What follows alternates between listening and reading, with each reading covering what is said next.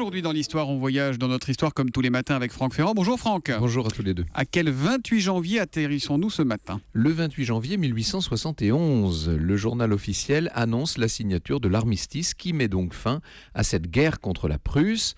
Un armistice signé par Jules Favre, le ministre des Affaires étrangères, et par le chancelier Bismarck. Alors, pour l'anecdote, sachez que Jules Favre avait oublié les Sceaux de France.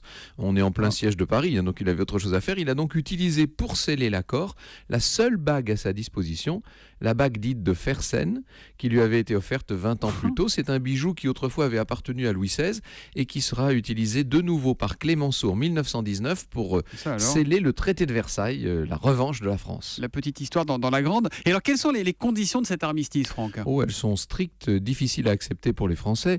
D'abord, Paris doit capituler, malgré la résistance dont elle a fait preuve pendant un siège de 4 mois. Et puis, Bismarck exige qu'une nouvelle assemblée soit élue pour ratifier en toute légitimité le traité de paix. Pour l'instant, c'est le gouvernement de défense nationale qui est en place, un gouvernement provisoire formé après la capture de Napoléon III à Sedan et la proclamation de la République. Il va donc falloir voter? Oui, c'est ça? Les élections vont avoir lieu le 8 février. Ce sont les partisans de la paix qui vont l'emporter. Le chef de l'exécutif s'appellera maintenant Adolphe Thiers. C'est lui qui va négocier les conditions. Le 10 mai 1871, le traité de Francfort sera signé. Alors là, on peut dire que les pertes sont lourdes. Les Allemands annexent l'Alsace et une partie de la Lorraine, et la France va devoir payer une indemnité de 5 milliards de francs or, ce qui est énorme.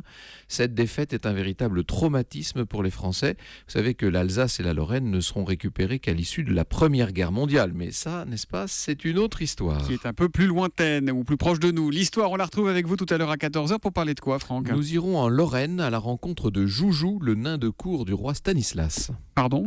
Le nain de cour, vous savez, il avait des... Joujou, le nain de cour. Voilà. C'est bien Franck Ferrand, on n'a pas été piraté. Oui, d'accord. Nous inviterons F. de Castro qui vient de lui consacrer un très beau livre. Et bien rendez-vous avec Franck et Joujou au cœur de l'histoire. C'est à 14h sur Europe 1. Tout à l'heure, Franck.